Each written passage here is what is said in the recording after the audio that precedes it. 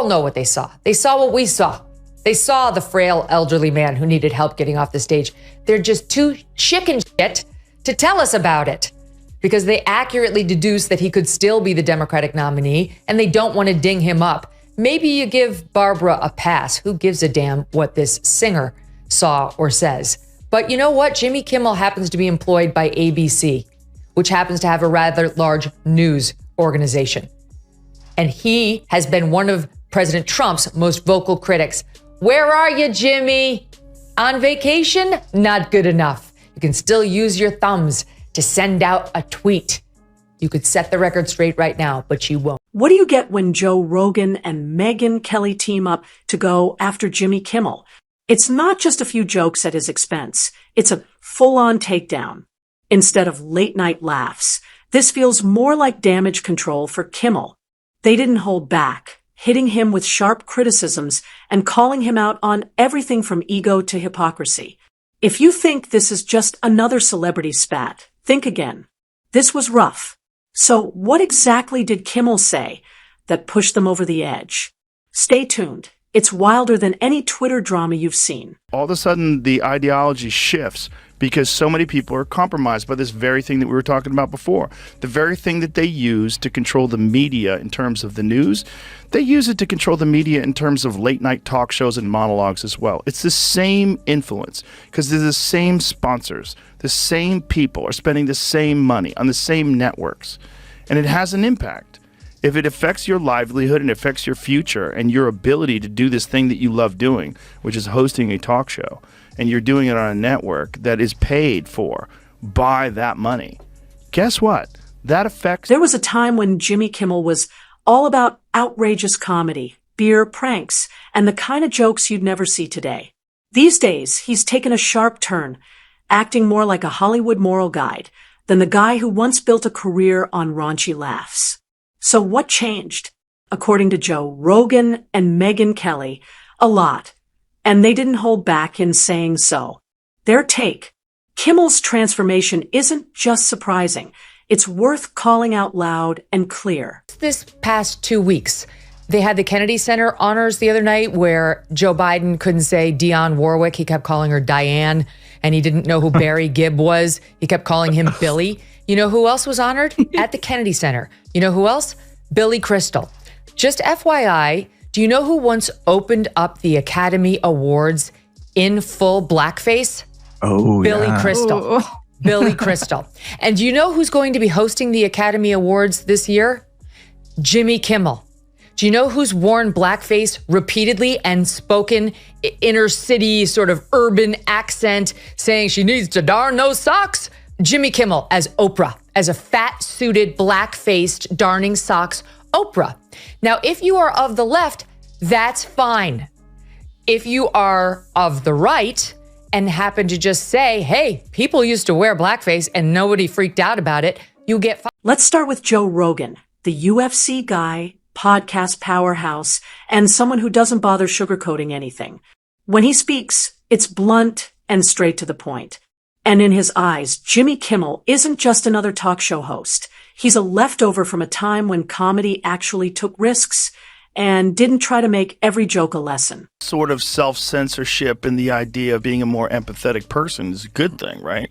But as long as it's reasonable. Mm-hmm. But the thing is, the problem with that kind of stuff is it continues to go in the same direction where more and more things become forbidden and toxic. For Rogan, this isn't about personal drama. It's about something deeper. He sees it as a kind of betrayal. Kimmel built his brand by being the regular guy, the one who said what others were afraid to. So to see him now acting like Hollywood's moral spokesman, that rubs Rogan the wrong way. It's like finding out your favorite casual hangout has turned into a trendy juice bar. The change feels fake, and Rogan's not shy about calling it out. Depending on how you look at it, Kimmel's shift feels more like a comedy sketch than real growth. Elon Musk joking around about my pronouns are prosecute Fauci.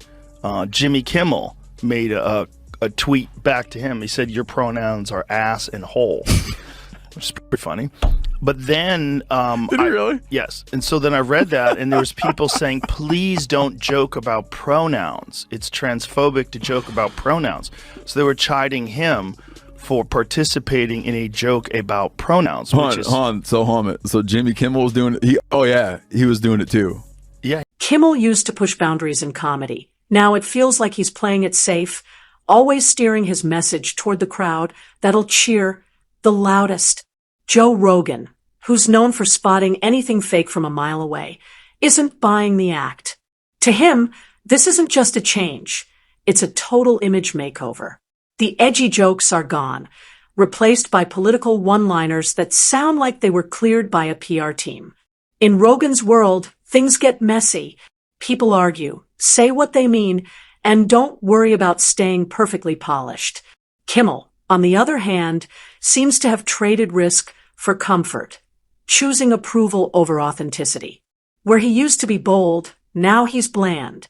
It's like watching someone who once broke the rules turn into a spokesperson for safe, approved comedy. He still tells jokes, sure, but now they come wrapped in disclaimers carefully shaped so no one gets upset. What once hit hard now feels like a company email, trying to be funny. And it's not just him. Rogan sees the whole late night scene going soft. Same jokes, same views, same safe routines. No edge, no surprise.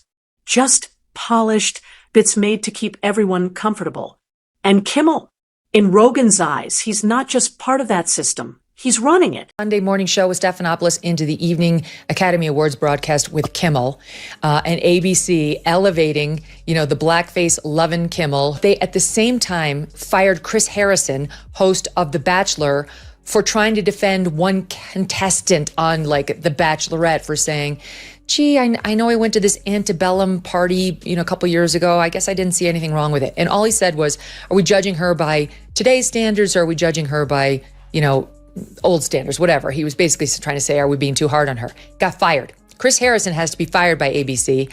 I don't know why, because he's not a committed leftist, because he's not out there more saying all the terrible things about Republicans that Jimmy Kimmel says. So this is them saying, we get it.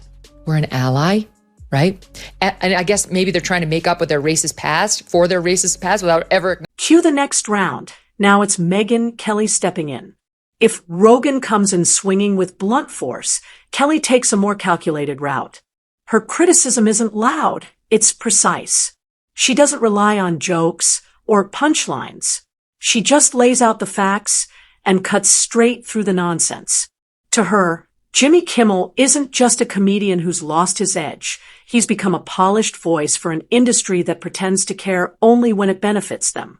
While Rogan sees Kimmel as a comic who's sold out, Kelly sees someone who's playing a role, saying what Hollywood wants to hear, right on cue. In her view, this shift in Kimmel's public image wasn't natural, it was planned. He didn't grow into a new perspective. He adjusted to stay relevant. He read the room, saw where the applause was headed, and changed direction to stay in step. And that's what bothers Kelly, not the transformation itself, but the calculated way it was done. She's not impressed by selective outrage or sudden moral clarity that just happens to show up when it's good for ratings. The same guy who once made his name with crude jokes is now giving lectures, but only when it's safe to do so. Kelly points out the irony.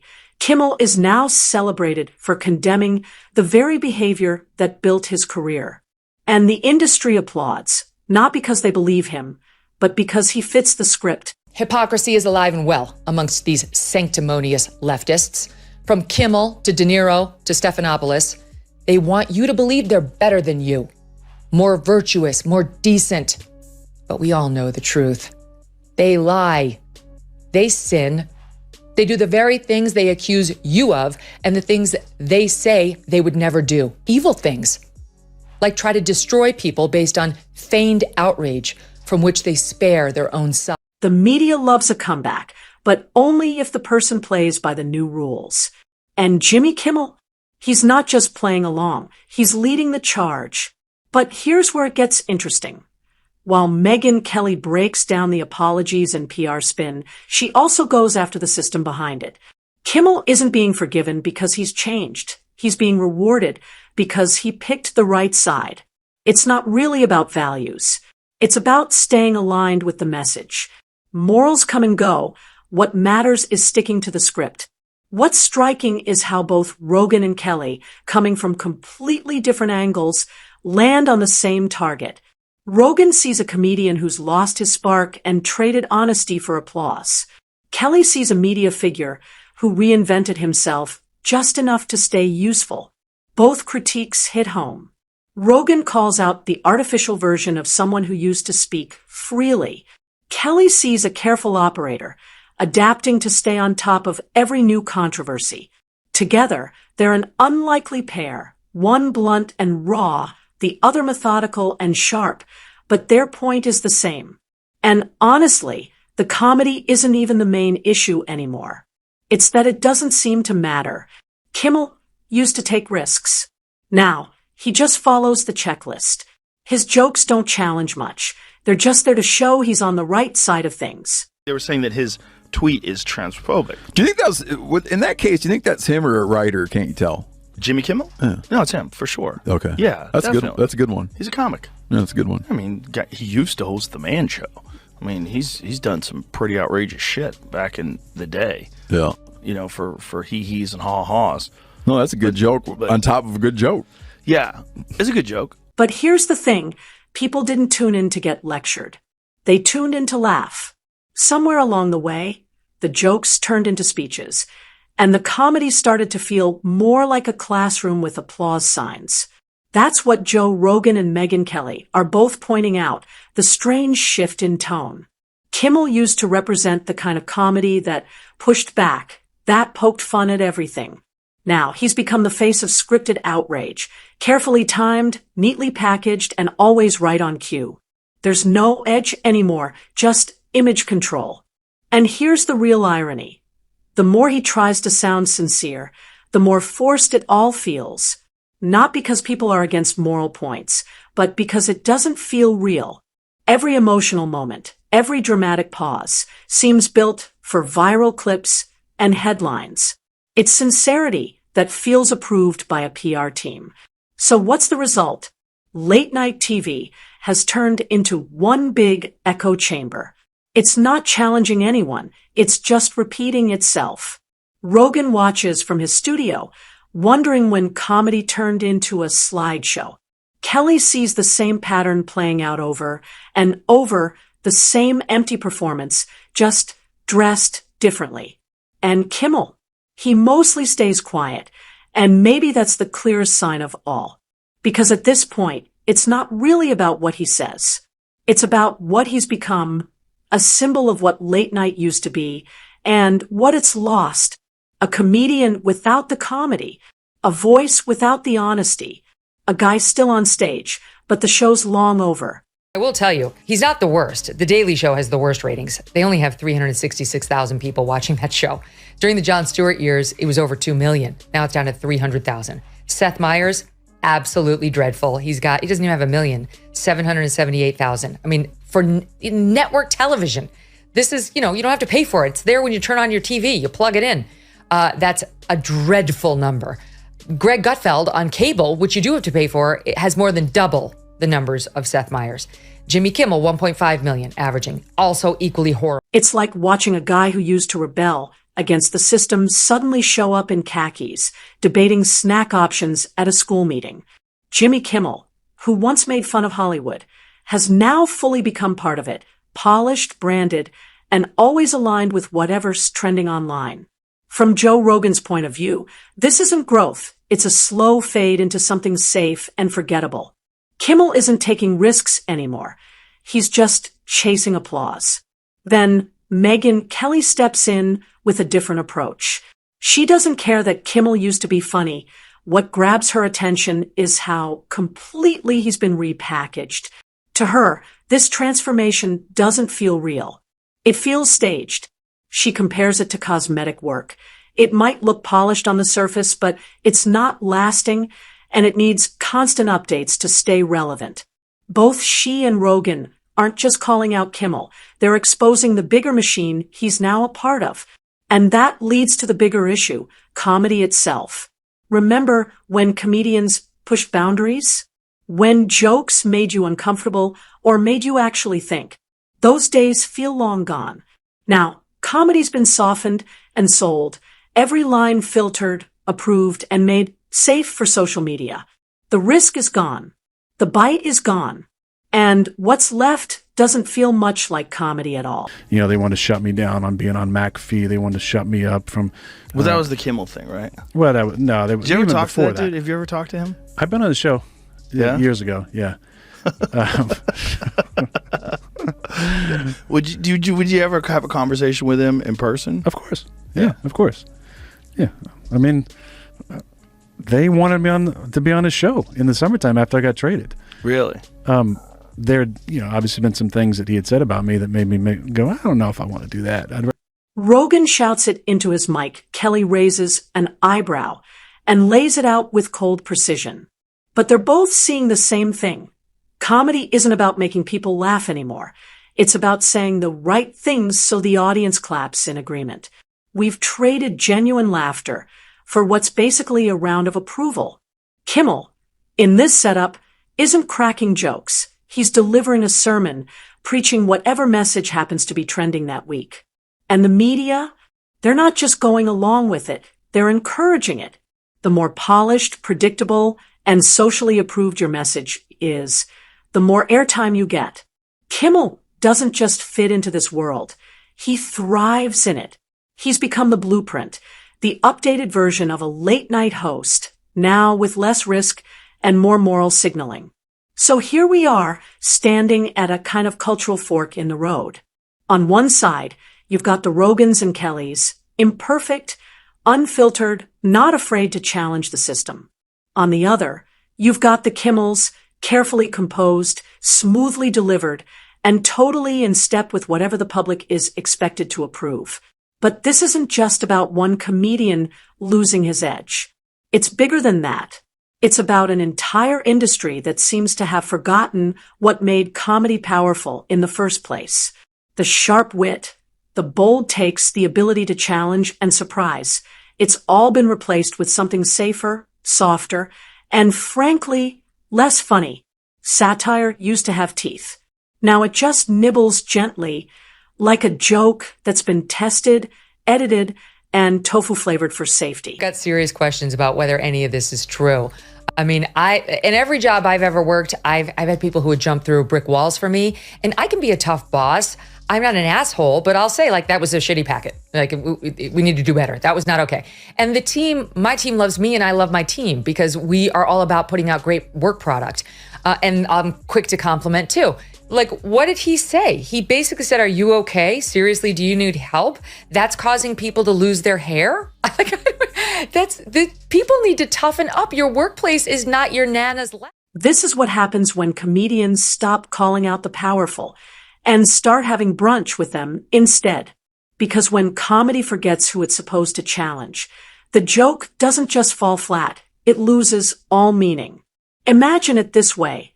The guy who once made headlines for flipping tables is now quietly sipping tea at one, nodding along as Hollywood execs praise his bravery. And the audience? They're not laughing. They're clapping, hoping it passes for comedy when deep down they know it's not. It's more confession than punchline. Rogan came in swinging. Kelly took it apart with precision. But it wasn't just about Jimmy Kimmel. They were both pointing at something much bigger, the overly polished, carefully controlled, and completely joyless state of today's media landscape. And here's the uncomfortable truth. They were right.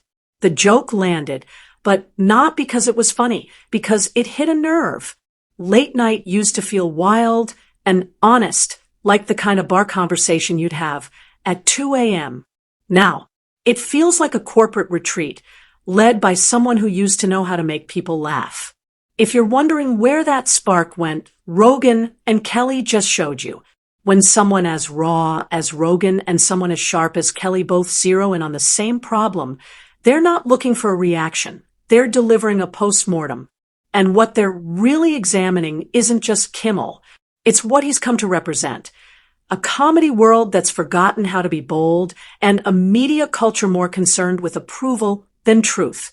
Also, I don't think that conversation is a conversation that should be held in front of an audience in 5-minute chunks like they do on television. Yeah. That's a conversation that you have to let air out. I want to know why you think the way you think. Him, sit down with Jimmy. Why do you think the way you think? Why would you think that it's okay to say that it's a real simple thing? The people that have been vaccinated, you treat them. And the people that took horse goo, rest in peace, Wheezy. Really? Is that really? This isn't just about Kimmel.